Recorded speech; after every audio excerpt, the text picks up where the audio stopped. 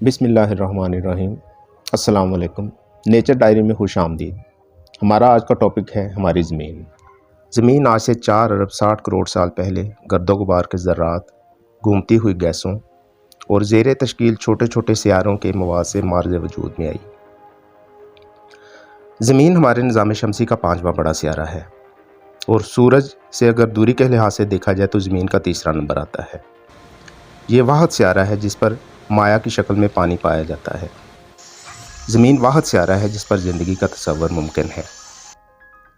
ज़मीन 365.25 दिनों में सूरज के गिर्द चक्कर मुकम्मल करती है, मगर हमारे कैलेंडर के साल के मुताबिक एक साल में 365 दिन होते हैं।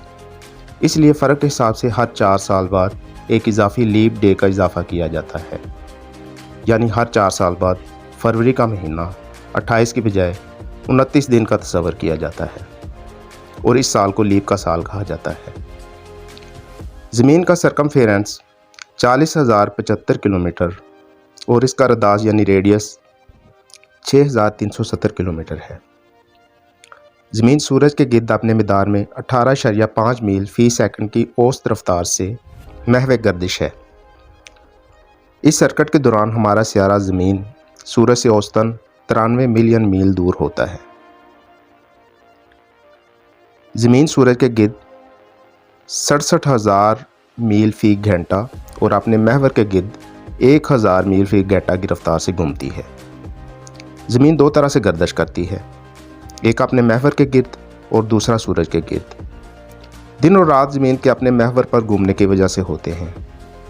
ज़मीन 365 दिन में सूरज के गिर्द अपना चक्कर मुकम्मल करती है और 24 घंटे में एक बार अपने महवर के गिर्द घूमती है।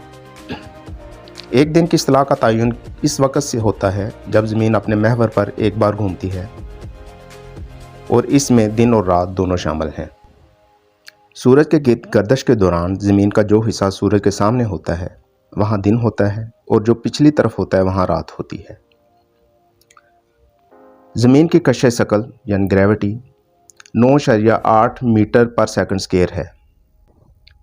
ग्रेविटी यानी कशे शकल से मुराद वो कुव्वत है जिससे कोई सियारा या जिस्म अशिया को अपने मरकज़ की तरफ खींचता है।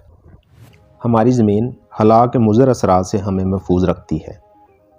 कॉस्मिक रेज़ सूरज, सुपरमैसिव ब्लैक होल्स और सुपरनोवा की तरफ से तकरीबन रोशनी की रफ्तार से आने वाले तेज़ तवानाई वाले ज़रात होते हैं।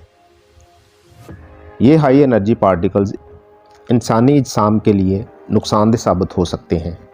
ये DNA को नुकसान पहुंचा सकते हैं और कैंसर के इस इम्कानात को बढ़ा सकते हैं। खुशकिस्मती से हमारे पास हमारा एटमॉस्फेयर यानी कुर्रा हवाई मौजूद है।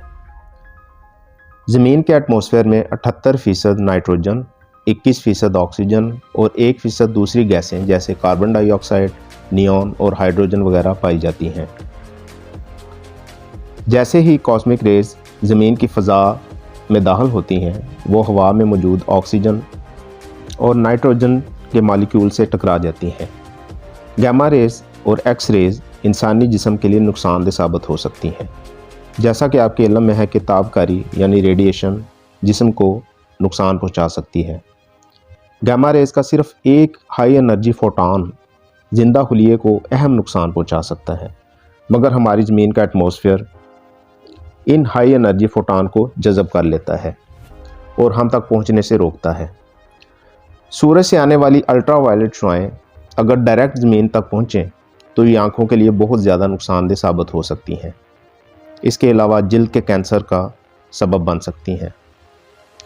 मगर ओजोन लेयर हमारे एटमॉस्फेयर का वो हिस्सा है जो अल्ट्रा वायलेट शुआओं का ज़्यादा हिस्सा जज़ब कर लेता है। स्पेस यानी खला बजाते खुद बहुत ठंडी है, मगर हमारा कुर्रा हवाई एक कंबल की तरह काम करता है, यानी गर्म दर्जा हरारत को बरकरार रखता है। हमारे एटमॉस्फेयर के बगैर हम तकरीबन जम जाएंगे। जियोलॉजिकली यानी अर्जियाती तौर पर ज़मीन को 4 किस्म के लेयर्स में तकसीम किया गया है। ज़मीन का अंदरूनी हिस्सा इनर कोर लोहे और निकल पर मुश्तमिल ठोस हिस्सा है जो 1207 किलोमीटर चौड़ा है। इनर कोर 9800 डिग्री फ़ारेनहाइट तक गर्म है। इनर कोर आउटर कोर से गिरा हुआ है। आउटर कोर 2200 किलोमीटर चौड़ा है। और लिक्विड आयरन और निकल पर मुश्तमिल है। आउटर कोर भी काफ़ी गर्म है और इसका दर्जा हरारत 8132 डिग्री फ़ारेनहाइट से 9932 डिग्री फ़ारेनहाइट तक है।